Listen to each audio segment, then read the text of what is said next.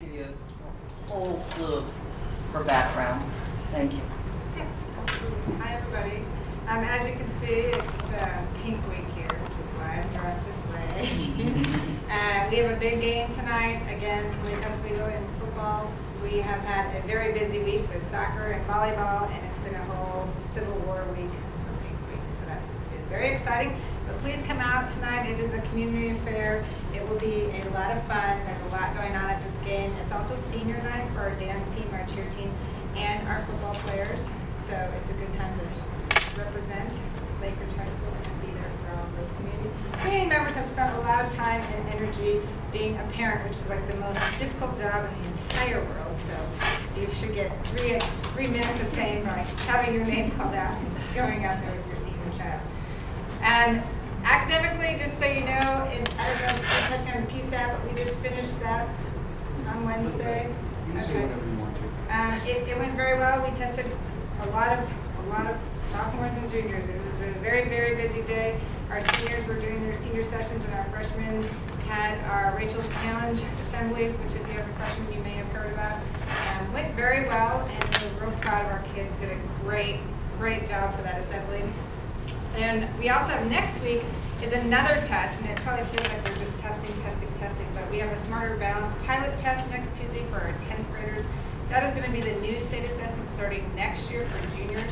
So we wanted our 10th graders to see what that's going to look like, because their junior year they'll be responsible for taking it and doing well on it. So, and they're going to pilot that next week, and half of our 10th graders will take English or language arts, and then the other half will take math. And we just basically by alphabet class just divided them up. It doesn't count for anything. The scores don't mean anything. We just wanted to see what it looks like. And also have our teachers experience what it's like to proctor that kind of exam. What else do we have going on? Any other questions? Yes. Actually, just on that test that you're talking about, when do the results that come out for the incoming freshman or sophomores for next year? Like, when will we find out how that will be the new standards? For the sophomores, that pilot test probably won't get the results till around the 1st. And those results won't even be posted per child. They will only give us the results for our school. And we'll get those.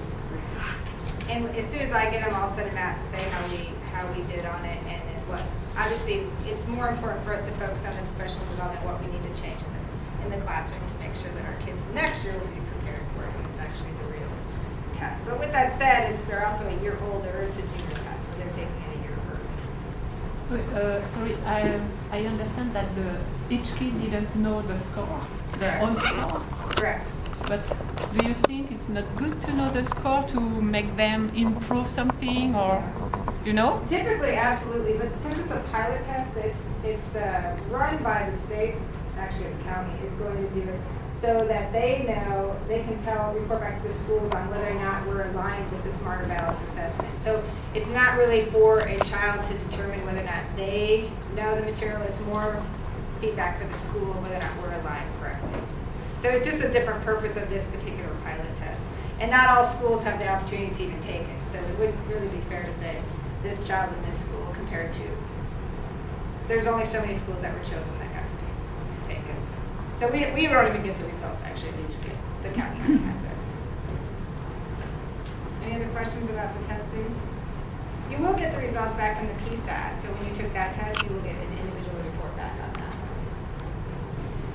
Otherwise, we've had a ton of volunteers around here, and Lois's group with the college visits it is amazing. And we owe her a huge thank you along with lots of other parents, because we're getting great colleges in here to visit with our kids, and every single day there's 10 plus kids that are hearing information that not necessarily what they've heard. So thank you very much for all your hard work. And anything else going on that you guys need answered or questions? Yeah. How did the dance go, the homecoming?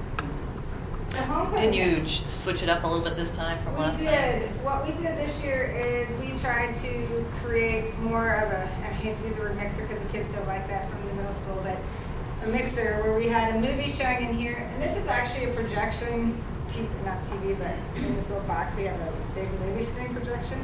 And so we had The Great Gatsby, the new one, showing here. So it was here. It was was awesome. And then out in the commons area, we had ping pong and foosball and games, and there was quite a few kids who took advantage of just being more low-key and not being in the dance.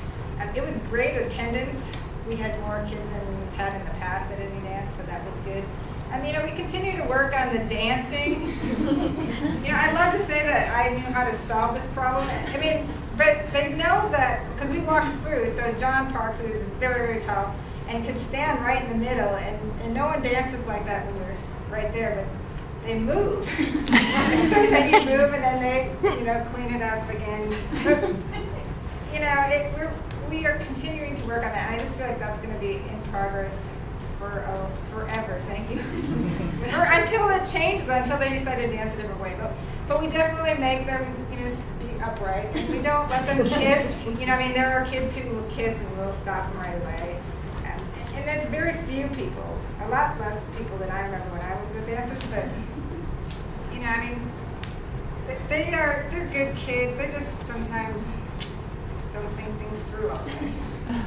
But it was much better, I think, having the different activities, because if you are not interested in that, it's good to be here and have a safe environment that's drug and alcohol free, where you can hang out with your friends.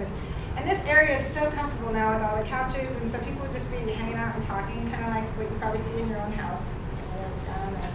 Except for they're all in one space, there's a lot more kids. And then they were doing their own tournaments with the ping pong and the foosball, and then some kids were in here just watching the movie. So it was good. I was really pleased about that. And I don't think we'll have another dance that doesn't have alternative activities, because I think that was a good move. Didn't the sophomores make a good amount of money on that dance? They did. Well, it's all based on participation, but I think they raised $6,000 for their class. It was a huge fundraiser. And actually, where that money goes, for those of you who are new, they actually save their money because they pay for their own graduation. And graduation, it costs about $20,000. And when your child graduates, you'll kind of see why. Because between the programs, and we lay down carpet and rent chairs, and there's a stage and lights and sound, and it's a little production. And so it's really expensive to do it and do it well. And our graduations are done very well here. Very formal events that are very classy. So we want to continue that. And that means that they have to pay quite a bit of money to make it happen. But they raise their own money, and then it's their graduation. Any other questions?